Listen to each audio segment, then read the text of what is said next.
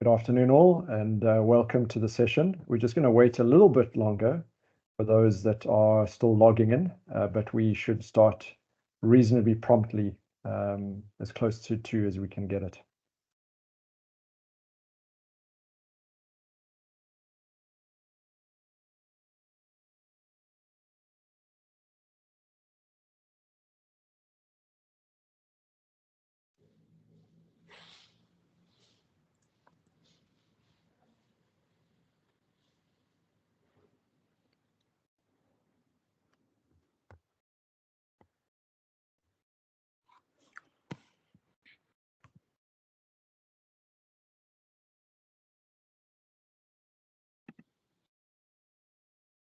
The numbers are climbing, so we'll give it a little bit longer and then we'll start.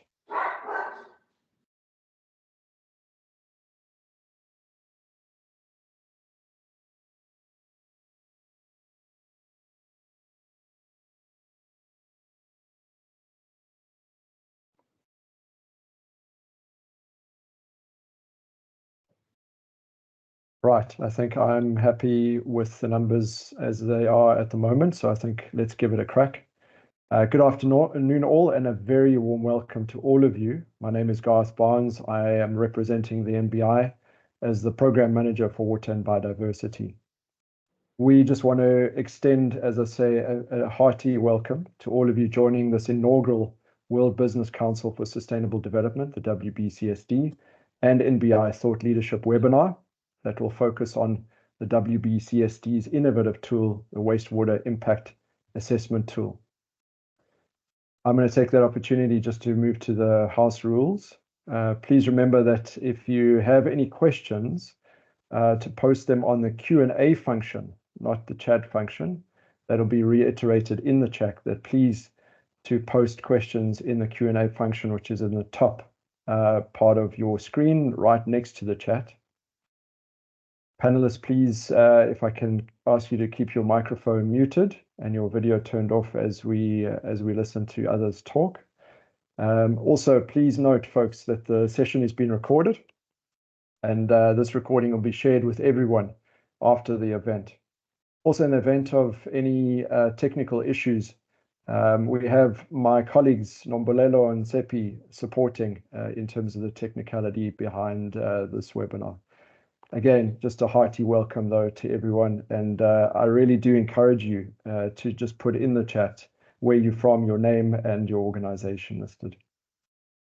So the idea for this exciting thought leadership webinar originates out of a strengthened key partnership we have with the WBCSD, but it also emerges out of a nexus of these 3 very important areas of focus for the NBI, and no doubt for yourselves. And those are water security, biodiversity integrity, and of course, climate change mitigation.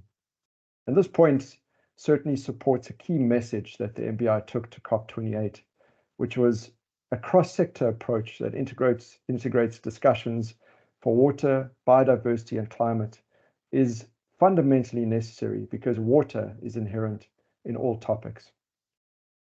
It's at this point in the session today, I'd like to introduce to you the WBCSD team represented here today. Tom Williams is the Director for Agriculture and Food at the WBCSD. He's based out of London and has been with the organization since September 2018. Before joining the WBCSD, Tom spent 14 years as a Program Director and Interim Executive Director at the International Water Association.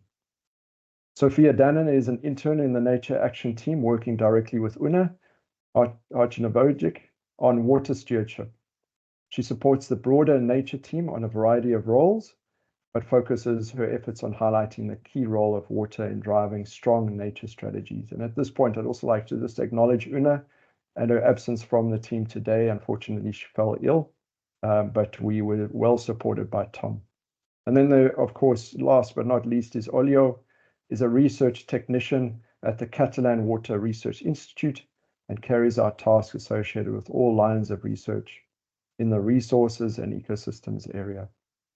So folks, the agenda, as you can see, is set up in such a way that that supports the questions and answers, which will duly come.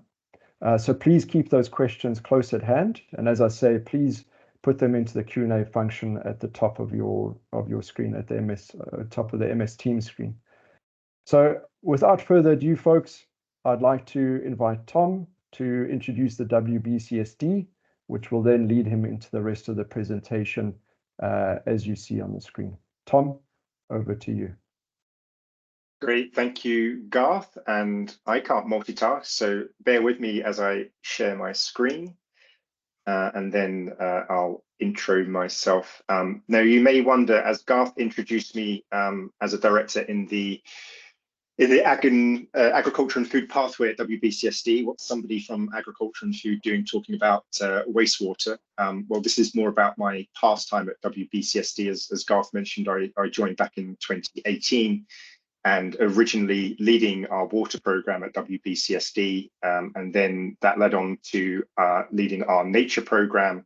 And then a few months ago, I shifted over to the agriculture and food program. So much of what I'm going to present today is some of the work I led over the years at WBCSD, and Una, as Garth mentioned, who can't be with us today, carries on.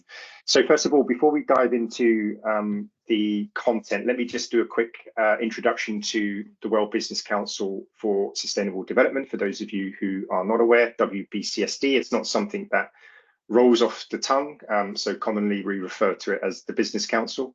It was really conceived coming out of the Rio Summit in 1992, when it was identified that we needed a platform for business that could have pre-competitive collaboration around sustainability. So WBCSD has been around for 27, 28 years now.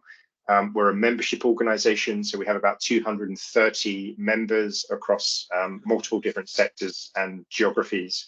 And what's quite unique about WBCSD is that we are CEO-led, so it's often the CEO of our member companies who signs the membership form and allocates resources to be a member of WBCSD. So as you can imagine, that gives us great leverage within the companies that we have the CEOs on board. The other critical community within WBCSD are our global network partners, and we're really proud to have NBI as one of our global network partners. These are effectively national level organizations who partner with WBCSD, and we organize events like this for knowledge sharing and other collaboration activities. And the way we structure ourselves at WBCSD is around three imperatives: climate action, equity action, and nature action. I'll describe a little bit about our nature action priorities in a moment. And then we have 5 pathways, which you can think of as value chains. So we have agriculture and food, which I'm part of. We have transport and mobility, energy, products and materials, and the built environment.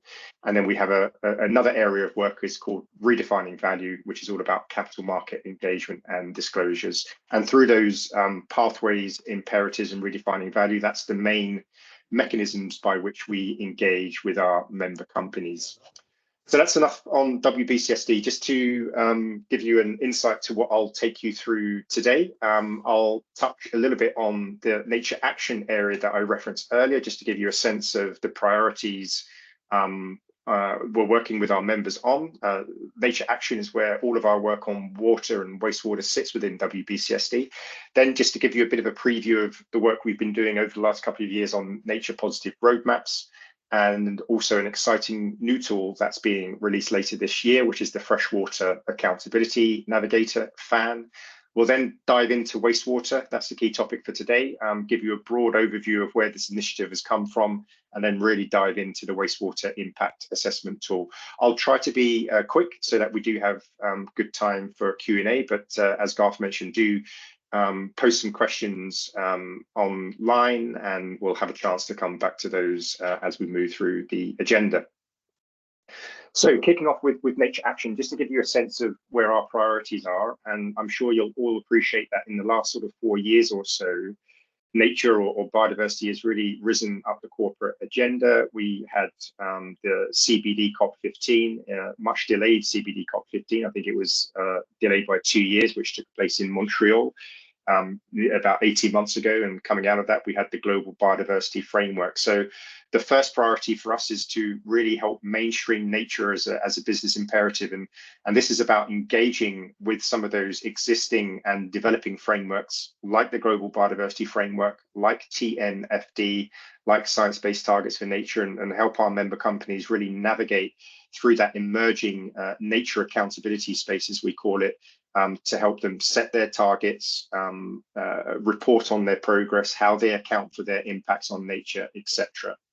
The second piece then is about how we actually accelerate business action to halt and reverse nature. So this is where we develop tools and guidance. The wastewater impact assessment tool is a good example of the kind of tools that we are developing to help companies accelerate on that course to halt and reverse nature loss. And we're also looking to develop some new nature positive roadmaps for different sectors this year. And I'll touch on that again in a moment.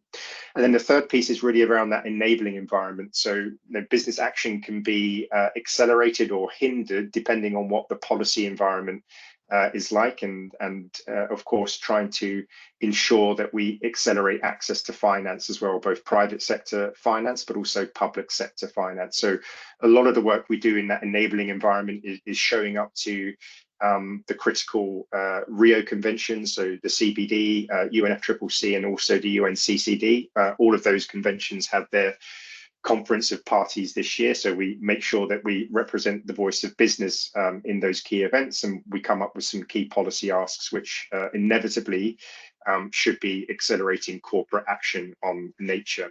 So that's our key priorities as it relates to nature action. This is who we're engaging with. As I mentioned earlier, collectively WBCSD has about 230 members, so we nearly got 70 of those members engaging in this nature action work. So that's a big proportion of our membership, and that's growing year on year. And as I say earlier, that's really a reflection of how biodiversity and nature has risen up the corporate agenda and is hot on the heels behind climate action at the moment. So good spread across different value chains, as you will see. And a key piece of work that we've been focusing on for nature in the last couple of years are these nature positive roadmaps. And effectively what we've been doing here is breaking down into key systems. That's agri-food, built environment, and energy. I think that accounts for about 80% of biodiversity impacts from business. And with the emerging frameworks in development like TNFD and Science-Based Targets for Nature, and the Global Biodiversity Framework, what we've been doing through these roadmaps is translating what those roadmaps, guidance, and frameworks mean for a given system, and really testing some of the tools that are coming out of those frameworks, some of the approaches, etc. And it's very much a learn by doing approach. So working with a collection of our members on these systems and documenting those experiences. So these roadmaps include some guidance, they include case studies, and critically lessons learned. So these roadmaps have been really fundamental for WBCSD to help navigate our members through this nature positive journey. And as I mentioned earlier, it's not about just taking members through that nature positive journey, but it's also about developing some very practical tools that can support them. The wastewater impact assessment tool, which we'll come on to later, is one example. But on the right, increasingly we see nature-based solutions deployed not just for supporting net zero strategies, but also nature positive strategies. So we've got a number of very specific tools looking at nature-based solutions and the options for deploying those, how you finance them, how you realize co-benefits to nature-based solutions, for example. And that speaks to a critical publication coming up soon, which is our nature-based solutions blueprint, where we've been looking at a number of our members who've been deploying nature-based solutions, understanding what the drivers for investing in nature-based solutions were, and what the co-benefits realized from those experiences. So do look out for that in the coming months, the nature-based solutions blueprint. And similarly, as I mentioned earlier, back to freshwater, we have the Freshwater Accountability Navigator that will be coming out in a couple of months' time. And effectively, what this is helping our member companies do is to streamline through all of the various guidance and frameworks that exist that touch on water. So this is everything from Science-Based Targets for Nature, the Natural Capital Protocol, TNFD, TCFD, for example, because water is so transversal, it cuts across so many different thematic areas, it can be quite overwhelming to really find the right approach to take as it relates to water target setting, accounting, and disclosures. So the Freshwater Accountability Navigator is cutting through all that guidance and frameworks and trying to help member companies navigate through that so they can actually set robust and credible water-related targets. They can account for their progress with best practices, and they can disclose according to what the likes of TNFD and TCFD are requesting. So that's coming soon. Look out for that in the summer. But back to our topic today then, let's start to dig into wastewater. And the wastewater impact assessment tool is part of our Wastewater Zero initiative. And it's all about mobilizing business to eliminate industrial wastewater pollution. And going back to 2020, when we kicked off this work, why did we call out wastewater as something we wanted to focus on? Well, what we observed within the corporate water stewardship space was that there were plenty of initiatives, plenty of tools which were really looking at the quantity aspects of water. So how you deal with water in water stressed environments. There's lots of tools out there that I'm sure you're familiar with, like the WWF risk filter or WRI aqueduct, which really help business assess risk and take actions around water quantity issues. But there weren't many initiatives that were really looking at wastewater. And this directly links into SDG 6.3, which is all about reducing wastewater impacts and increasing the amount of reused wastewater globally. So in 2020, we published this report, Wastewater Zero.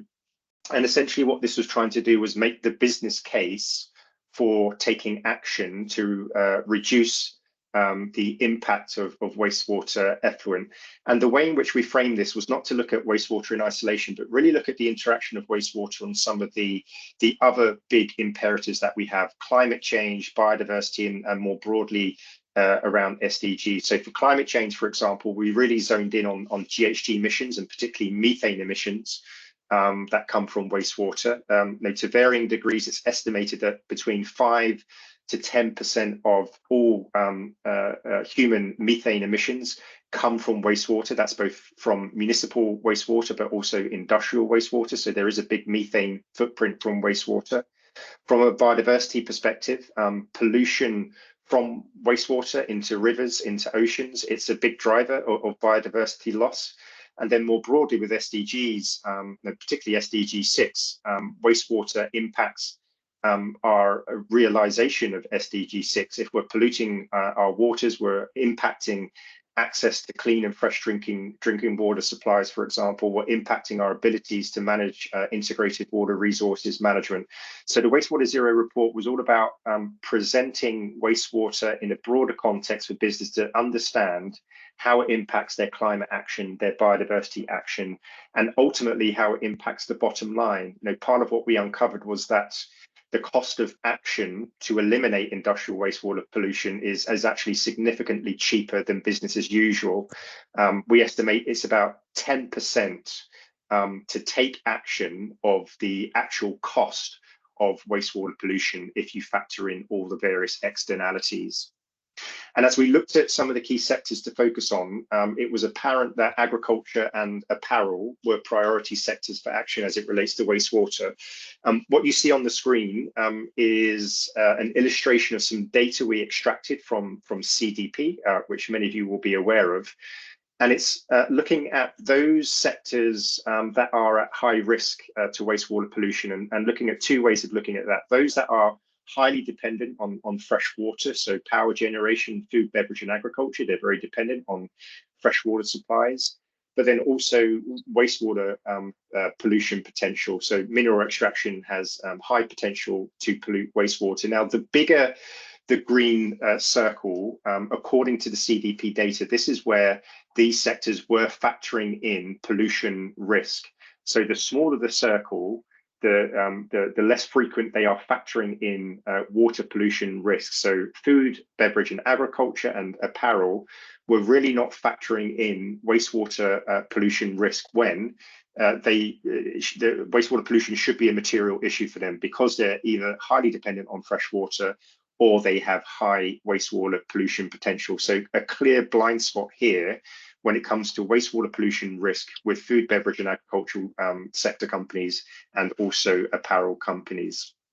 So leading out from this report in 2020, we established this initiative, Wastewater Zero, which has 3 pillars of work. One is the Wastewater Zero commitment, where we are asking companies to commit to eliminating industrial wastewater pollution impacts from their own operations in their supply chains. I think we currently have 3 companies who have made this Wastewater Zero commitment.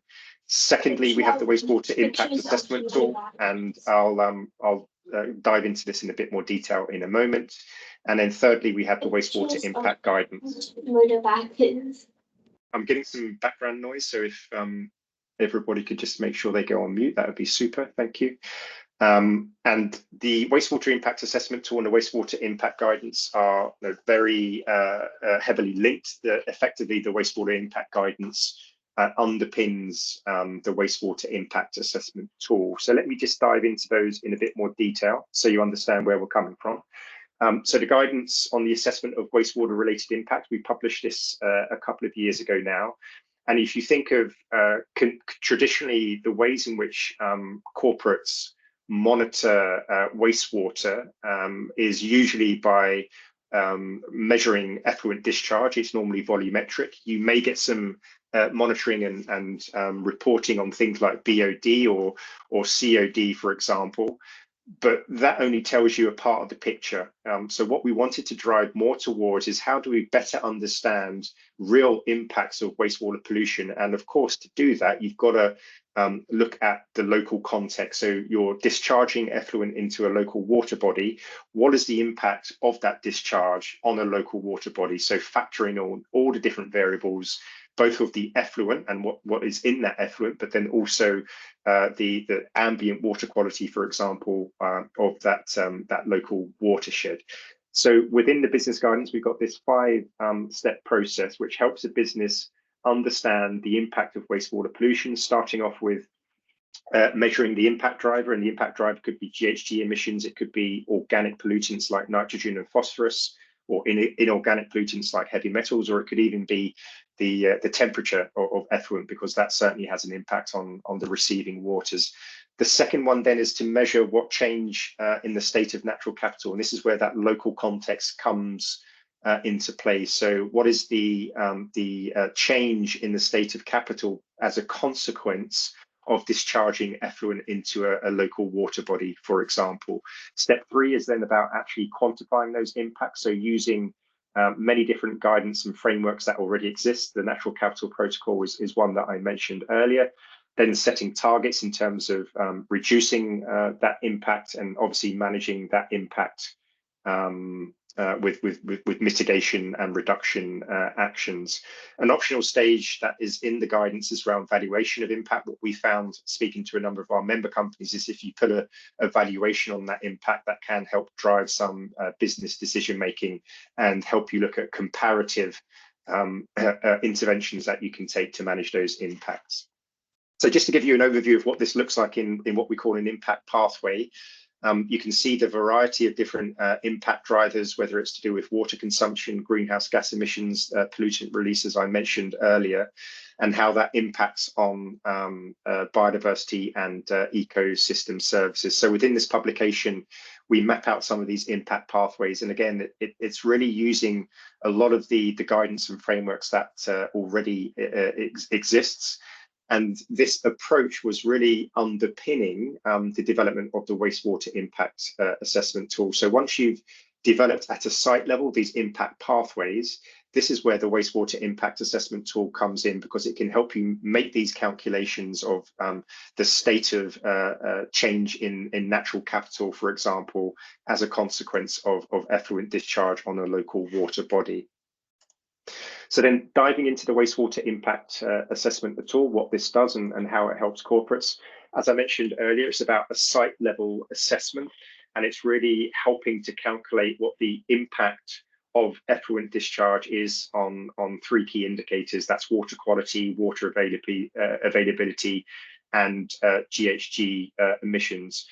So it can be used for a business where they own and operate a site, but it can also be used for business through their supply chain. If they can extract the right kind of data from their suppliers, they can actually get a map across their supply chain of where the biggest impacts are of wastewater effluent discharge, and again, disaggregate that to water quality impacts, water availability impacts, and also GHG emission impacts.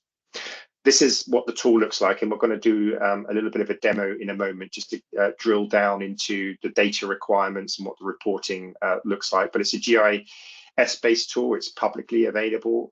You'll see the URL on the screen. We'll share these slides after the call so you can access it directly. We've developed this with ICRA. We have a colleague from ICRA on the line. If we have any technical questions, we can come to those. And also Earth Genome. They both have extensive experience in creating these sort of GIS-based systems.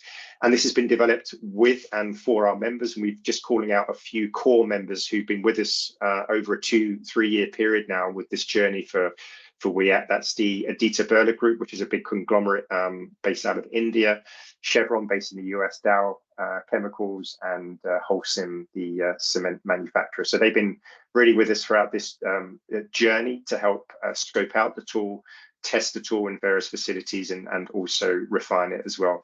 And critically, any data that is used by a company, it's not collected by us. It's confidential, it's secure. And effectively, the power of the water impact assessment tool is it couples together site-specific data, which is coming from corporates, and globally available data sets, which enable to understand what the impact at a site level of effluent discharge is along water quality, water availability, and GHG emissions. Okay, we're now going to move on to a bit of a demo. I think this is a 5-minute video, and you will get a chance to see Una, who though she can't be with us today. And she's just going to take you through the tool, how to use it, the report it gives you, and how you can actually use that in decision making. So I'm going to stop sharing my screen. I'll ask my colleague Sophia to share the video. Sophia, over to you. Can everyone see it? Oh, good. So this is the landing page of the Wastewater Impact Assessment Tool, or WIAT for short. And the first thing I would recommend is to click on the documents. There you can download the user guide, user manual, which is a step-by-step guide of how to use the tool, as I'm going to do a very short, very quick demo. And equally, you can download our science and methods. So we have been incredibly transparent with what calculations and data sources went into setting up the tool. So if you're interested or anything or want to know more, please do look at this document. It's quite lengthy, but everything is very open, publicly, and transparent.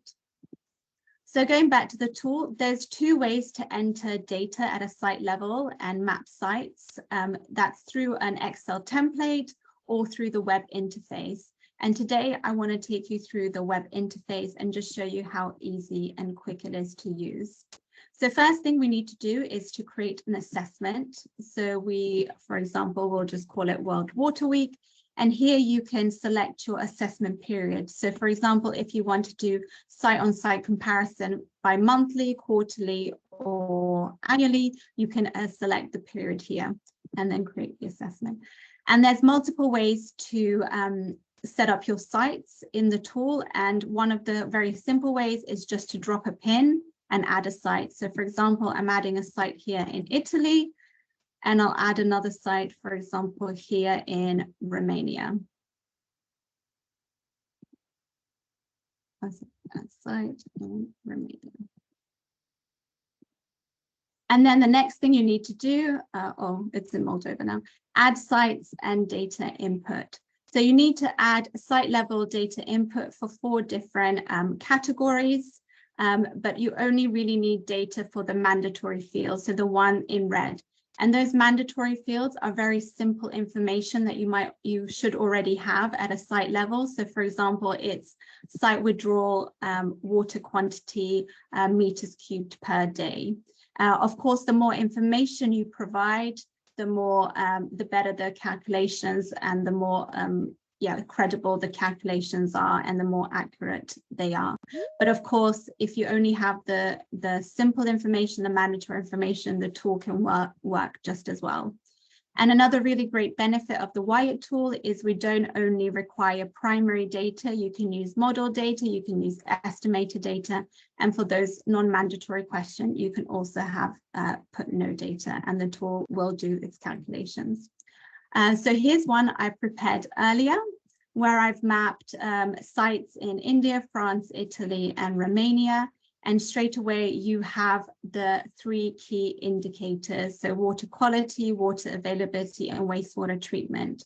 And at a very high level, you can already see which are the sites that are having very high impact.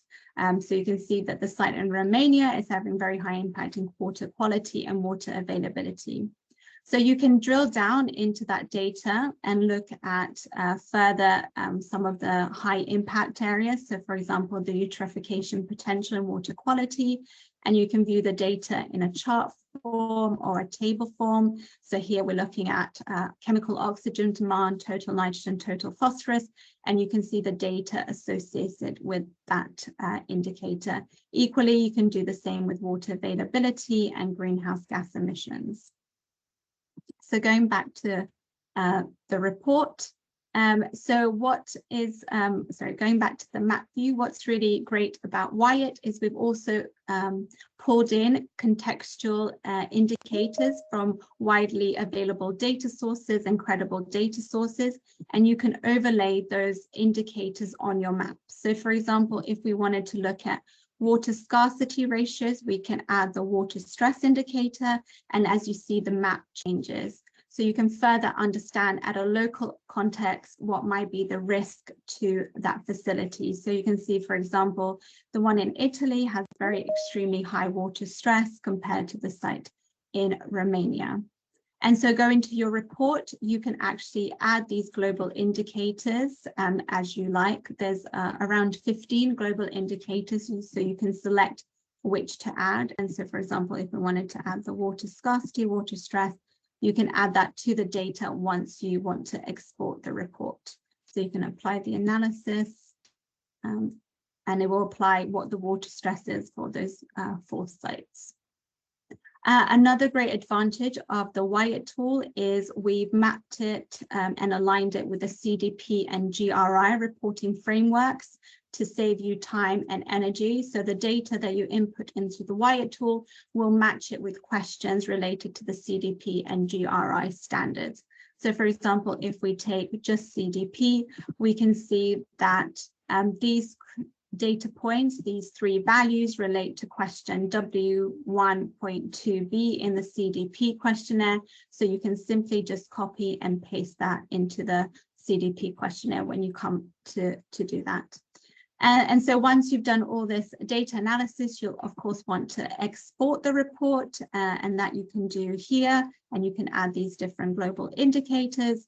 And then the report will look like this. So you'll have the high level and the 3 key indicators here. And then you, of course, you'll have more detailed data analysis and drawn in a different way in table or diagram form. Okay. Excellent, thank you. So hopefully that gives you a very quick snapshot of how you insert data, so the kind of data that WIAT requires, how you can select sites, as I mentioned earlier. This is very useful for own operations, but also there is an opportunity to map your suppliers as well. And then the report and what kind of information the report gives you and how you might be able to include that in other reporting mechanisms like CDP, for example. As always with these tools, the best thing to do is play around with it and see what its capabilities, functions are, and how that helps you in your day-to-day life and work.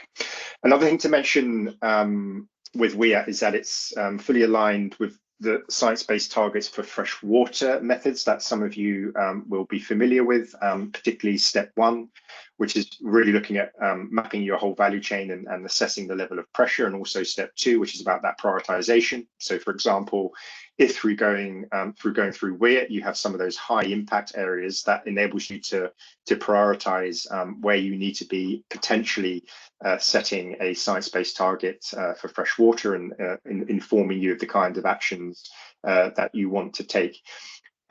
One of the things that WIAT does currently, which is not within the current freshwater methods, for those of you familiar with the SBT and freshwater methods, they currently look at water quantity, and for water quality, they look at nitrogen and phosphorus only. They're not currently looking at heavy metals. I think they will do in the future. WIAT does include inorganic pollutants as part of its scope. So using the wastewater impact assessment tool is actually not just useful for the science-based targets for freshwater methods as they are today, but as they evolve in the future to include other water quality parameters, they will help companies get prepared, if you like, for those freshwater methods coming online from science-based targets network in the future. And also what WIAT helps with is more on the GHG side as well, particularly scope 2 and scope 3.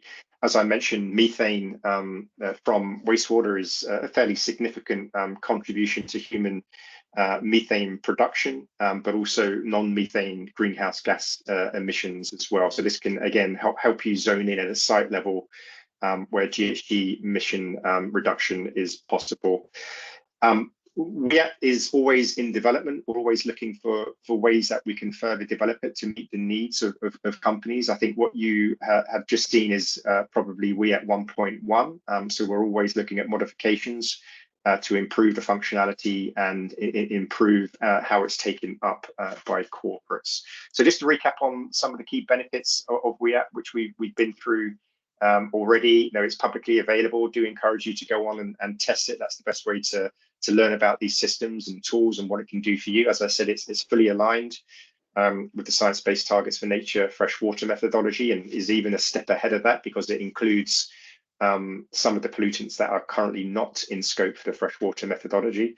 All data is confidential, so it does require you to put in site-specific data, but it's not collected through the WIAT tool. It's hosted by the organization that submits that data. It's not only just looking at nature and water impacts, but that GHG emissions scope 2 and 3 is important for some companies. As Una shared as well, if you don't have primary data available, you can use estimated and modeled data, so that shouldn't be a constraint on its application. And it's a fairly intuitive tool. Hopefully that quick 5-minute overview from Una gives you the confidence to go in there and start playing with it to select your sites and inputting data. And crucially as well, we don't want to create a tool that creates further burden as it relates to some of the reporting requirements out there. So whether that's CDP or GRI, and that there are other reporting frameworks that are emerging that we will make sure that WIAT is aligned with. So I'm going to stop there. Hopefully that gives you a good sense of where WIAT comes from in terms of our Wastewater Zero initiative, what WIAT is trying to do, and give you a sense of the user experience of using WIAT. So I'm going to stop there and then happy to take any questions from the floor.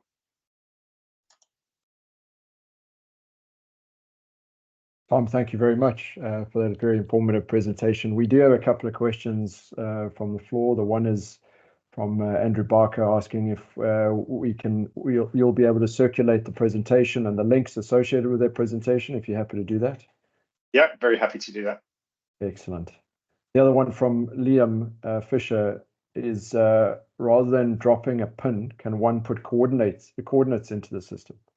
Yeah, exactly. You can type those directly in as well. And I think often that will give you a much more accurate location than dropping a pin. Brilliant. I'm not sure whether there are any other questions. It doesn't seem like at this stage, but I do encourage folks to put those into the Q&A. Tom, perhaps I can abuse my position here as co-host and ask you a couple of questions myself. The one is around scale. I mean, I'm assuming that this thing can be used at any scale. And a closely aligned question to that is around the data costs associated with inputting into the system. I mean, I hear there's a background data set that you work with, but obviously the organization would have to collect its own data in order to make it a meaningful platform for themselves. What sort of data collection costs are we looking at as in association with scale? Yeah, no, good questions. And in terms of the scale, I mean, I hesitate to say all scales. I mean, we have had experience of users trying to use this for what I would call a very small on-site wastewater system at a manufacturing site, for example. I think, that was, for example, wastewater collected from toilets, for example, and not industrial processes. This is not really appropriate for that kind of scale. But otherwise, it's most scales, small, medium, and large. The data questions, really important, and there's a couple of things to respond to in that. One, at a very high level, data collected on wastewater management globally is very poor. I referenced earlier SDG 6.3, and many people would have heard this statistic before, and I think I had it on one of my slides, that 80% of all wastewater is untreated and discharged directly into the environment. That in itself is not an accurate piece of data. It's been updated since then in the last couple of years by UN Habitat. The figure's around 60%, but fundamentally, they're not actually able to give an accurate picture because data availability for wastewater management is so scarce. I think from UN Habitat's surveys, I think only 80 countries have reasonable wastewater data. I think only 14 or so have comprehensive wastewater data. And then only 2 countries in the world have comprehensive industrial wastewater data. So the dearth of data around wastewater management is a real issue. Now, if we're going to drive performance improvement, etc., we need good data. So back to your point in terms of what are the data requirements for a wastewater impact assessment tool, and as Una's demonstration illustrated, we have sort of mandatory and optional data. So we're keeping the mandatory data requirements quite light. So there's some basic data that is required, but still we recognize that some business don't have that data. So what WIAT can also do, though, is drive you to understand what is the basic data you need for decision making. So you're not collecting it at the moment, but it can really give you direction to the data you need to be collecting. So it's not just useful as a tool to inform decision making, but it's also useful as an education tool because it can be informing you of the data that you really need to be collecting. And the way we would propose it is that there's a gradual progression in terms of the data that you manage and collect and analyze, because there is a cost that comes with it. But there's a basic level of data that's required for WIAT, and then there's an optional data sets based on your capacity. Thank you. That's very helpful. I don't see any more questions coming through the Q&A unless I'm missing any. There we go. I think I saw one pop through at the last moment in the chat. Yeah, Simpiwe, great. Thank you for the question, Simpiwe, really appreciate it, from Transnet. Does the CDM water question on the assessment tool get updated as CDM updates them on a regular basis? Yeah, no, I assume this is CDP instead of CDM. Yes, we have the intentions to do that. And as far as I'm aware, I think CDP is going through an update at the moment. And the interesting thing, as the question refers to, they do update their survey at regular intervals. As we were developing WIAT, we fed into the discussions they were having about updating their survey, so that we were not just aligning when they updated their survey, but we were aligning through the updating process. So it's not as if we receive the CDP survey and then we try to ensure that's reflected in WIAT. We're sort of working very closely together on that updating to make sure it's aligned. Thank you. And I guess I assume the same for TNFD, for example. And then, of course, I mean, SBT themselves aligns to another question I had. I mean, it was clear from Una that CDP and GRI have been quite easy in terms of translating the data into reports that one can get off the platform. I'd imagine it's a similar thing for SBT and TNFD. Yeah, exactly. They're not currently included on the tool, mainly because TNFD is still new, out in September. So as WIAT was developing, that wasn't finalized, and SBTN is on the freshwater methods. They're still updating those as well, but we'll look for that further alignment in the future with the various sort of target setting and disclosure frameworks. I wonder, Garth, we could possibly bring in our colleague from ICRA, because I see a few questions about data sources, etc. And I think he would be best positioned to maybe respond to some of those questions. So, Olaya, are you available to unmute and come on video? Can you hear me? And yeah, hear you loud and clear. Yeah, we can. And we can. Wait, there you see are. me We now? can see you. All right, good to see you. And can you see some of the questions in the Q&A about the data that maybe you could respond to? I can't see the questions, but if you read them to me, maybe I can help you. Yep. So one question here is the background data in the tool updated on a regular basis? So the data such as water stress, and then maybe related to that, what is the source of the water scarcity data? Is it WRI, for example? So could you give an overview of the background data that we are using and then how it is updated? So this part, I wasn't really working in it. It was already done when I came in the project. As you may know, the main programmer has left, but I think that the data we could update it if it changes, and the main source I will have to check it. If you want, I write down the question and I look for it and I provide you the feedback as soon as I have it. Yep, that sounds good. And also what we have, as Una showed in the methods, it lists all of the data sets as well that we use, like WRI Aqueduct as one example for water stress. And effectively, when WRI Aqueduct updates its data, that goes over to wastewater impact assessment tool, so they're synchronized in that respect. Then there's another about what is the frequency for update of WIAT, please?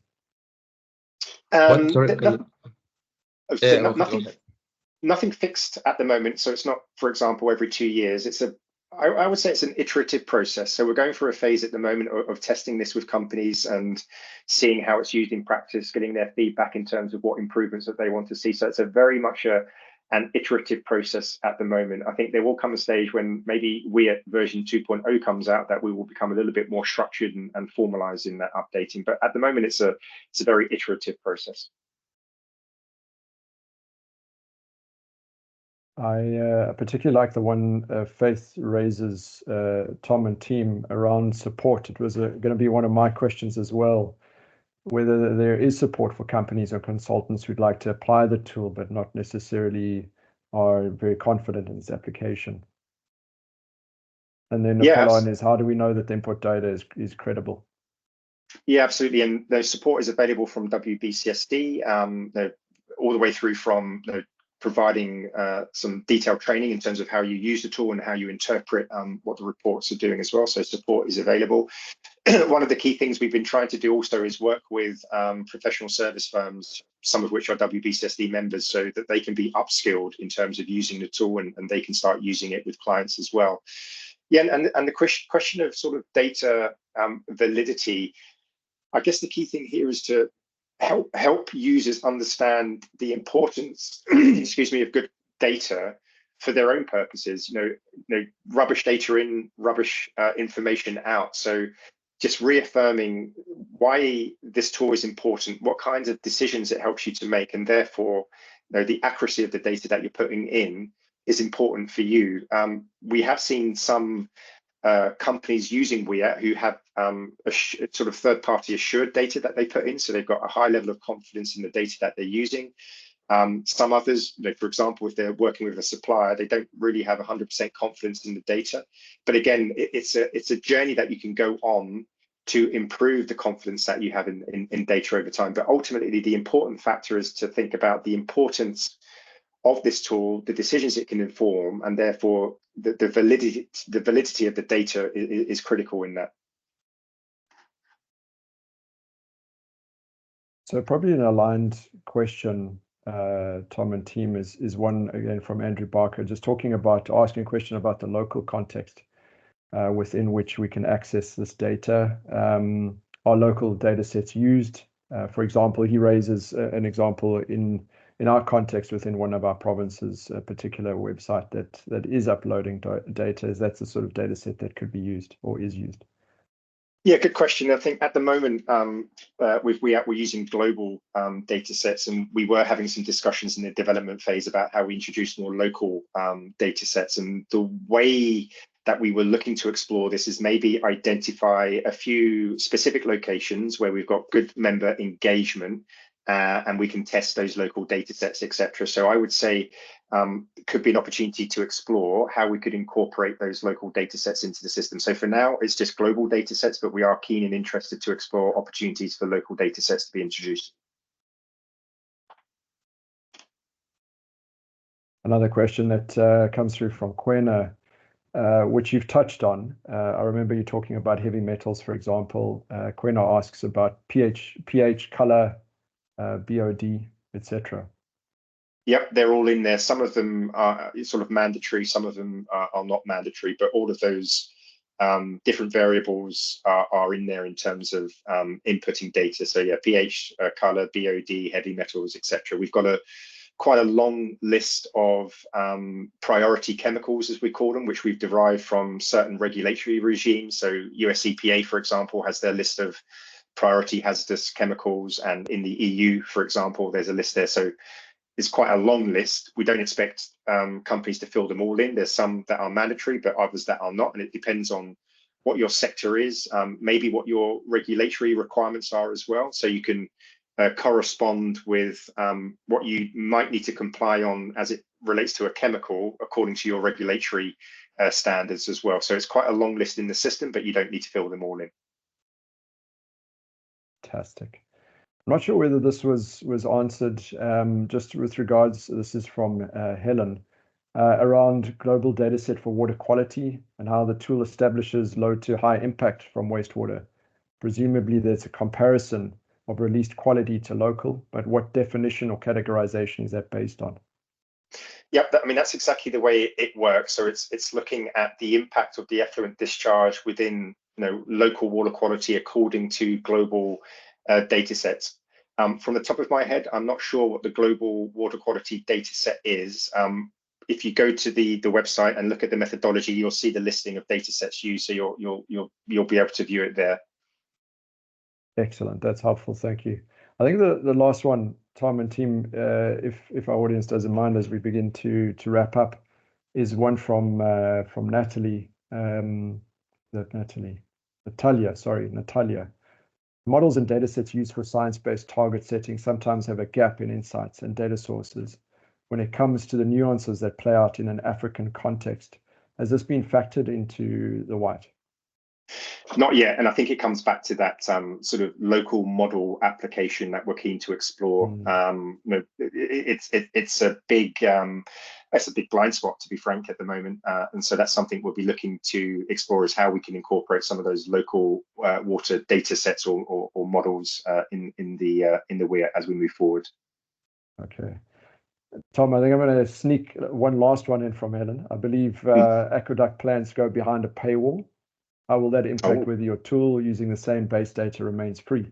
Interesting question. Yeah, good question. Yeah. I wasn't aware of that. I'm not sort of fully engaged in the water space these days, but that's something we'll explore. And as I said, we do draw from aqueduct data, so that's something we're going to be checking out on. One would hope if they go behind a paywall, there's at least some free access to a minimal aqueduct, but something to keep an eye on for sure. So we'll certainly check in on that and see what the status is. Brilliant, thank you. I think let's close it there. A really big thank you to all three of you for your support of today's session. It was unbelievably informative. And I have to say, it reminded me of a session that I attended at the World Water Week in Stockholm last year, where one of the speakers was talking about wastewater treatment and the management thereof. And he was saying that categorically you cannot achieve net zero without water management. And that's always stuck with me. And I think that this tool really helps advance that case tremendously. So thank you for all the great work. I also want to just thank you for the audience that attended today. Absolutely, without you, this webinar couldn't have taken place. So a big shout out and thank you to those that attended. And then I just want to say that, you know, in my introduction, I mentioned the word inaugural, and I did that on purpose because I certainly think that this is indeed the first of many such thought leadership webinars that we are going to bring you, hopefully in collaboration with the WBCSD. As you could tell from Tom's presentation, there are many different tools that they're busy developing that I think might be helpful to our audience at this point, and obviously greater than the audience here today. So I just want to put that out there as something to look forward to as we begin to bring you more information on innovation, both within built infrastructure technology as well as ecological infrastructure technology. And then just a quick reminder that there will be a post-event email going out wherein there will be contained links and the presentations for today. And then I'm going to include a very simple poll or survey just to get some feedback from you about today's session, and as well as an understanding of how we can shape future sessions going forward. So please look out for that, and I really do encourage you to help me understand the way you are approaching sessions like this. That would be fantastic. Lastly, just a big thanks to the technical team, NBI technical team, events team here, and yeah, much appreciated for their work. Tom, Sophia, Olio, thank you very much, and look forward to further engagements, and I hope everyone has a fantastic afternoon going forward. Thanks for now. Go well. Thank you. Thank you.